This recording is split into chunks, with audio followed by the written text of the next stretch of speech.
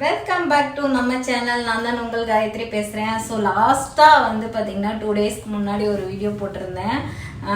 செம்ம ரெஸ்பான்ஸ். எல்லாமே எனக்கு கூப்பிட்டு சூப்பர் சிஸ்டர், நல்லா இருக்கு சிஸ்டர், இப்படிதான் சிஸ்டர் இருக்கணும் அப்படின்னு சொல்லிட்டு நிறைய சொல்லியிருந்தீங்க. தேங்க்யூ செல்லக்குட்டீஸ்களா.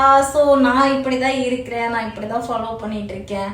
நம்மளுக்கு நம்ம அழகுன்னு சொல்லிட்டு என்னைக்கு நம்ம வந்து இது பண்ணுறோம், அது யாரா இருந்தாலும் சரி, பெண்ணா இருந்தாலும் சரி, ஆணா இருந்தாலும் சரி, நம்மளோட தன்னம்பிக்கை இருந்துச்சுன்னா நம்ம கண்டிப்பா அதுல இருந்து மீண்டு வர முடியும். நம்மளால முடியாதது எதுவுமே இல்லை. ஸோ நான் வந்து கொஞ்சம் ரொம்ப அழுகிற ஸ்டேஜ் தான். எப்போ எது நடந்தாலும் ஃபர்ஸ்ட் அழுகிறது தான், சரிங்களா?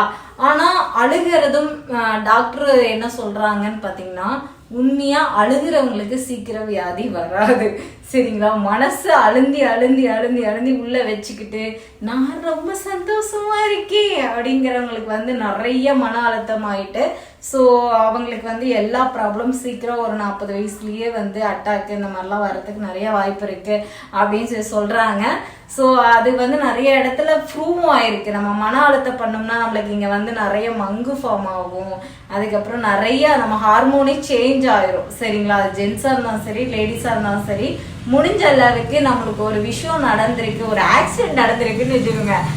ஒரு சின்ன ஆக்சிடென்ட் நடந்துருச்சுன்னு வச்சுக்கோங்க. அந்த ஆக்சிடென்ட்ல இருந்து நம்ம மீண்டு வர்றதுக்கு தான் பார்க்கணும். ஸோ அதுல இருந்து நம்ம வந்து மீளாம ஐயோ நம்மளுக்கு நடந்துருச்சே அப்படின்னா எல்லாத்துக்குமே நடக்கும். ஸோ அதுல இருந்து மீண்டு வர்றதுல தான் நம்மளுக்கு ஒரு லைஃபே இருக்கு.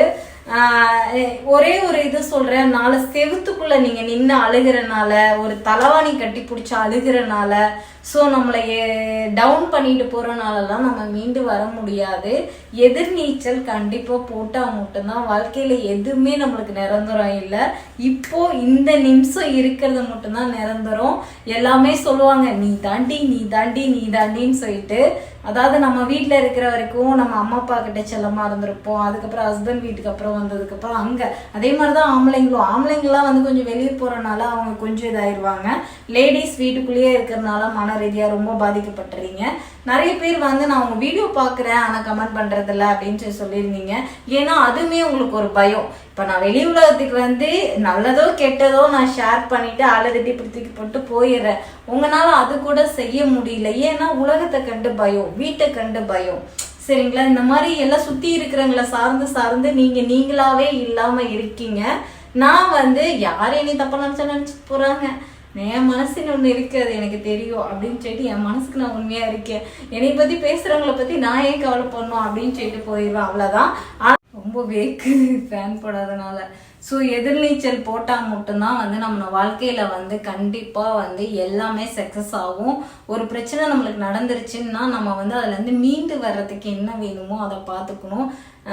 அந்த விஷயத்தையே நினைச்சிட்டு இருக்காம அடுத்து நம்ம வேற விஷயத்த ஏதாவது யோசிச்சுட்டு போயிட்டே இருக்கலாம். காலப்போக்கில் நம்ம எதையும் வந்து நம்ம தப்பு நம்ம மேல இருந்துச்சுன்னா நம்ம திருத்திக்கணும். அவங்க மேல இருந்துச்சுன்னா அவங்களே கண்டிப்பா தப்பு உணர்ந்து உண்மையான இதா இருந்தா வருவாங்க, இல்லை பொய்யான இதுன்னா அவங்க அப்படியே போயிடுவாங்க. ஸோ என்னை பொறுத்தளவு வந்து நான் எதுக்குமே ஃபீல் பண்ணி டவுன் ஆகி என் லைஃப்ல நிறைய நடந்து கூட நான் டவுன் ஆகி உட்காந்ததில்ல. என் சொந்த காலில் நின்று நான் எனக்கு என்ன வேணுமோ அதை இன்னமே நான் ஃபேஸ் பண்ணிட்டு போறேன். ஆனால் சுற்றி இருக்கிறவங்க எனக்கு நிறையா என்னை வந்து சொல்லுவாங்க, அதை காதுலயே வாங்கிக்க மாட்டேன். எனக்கு நான் யாருன்னு தெரியும், நீ என்ன எனக்கு ப்ரூவ் பண்றதா அப்படின்னு சொல்லிட்டு நான் தூக்கி போட்டு போயிடுவேன்.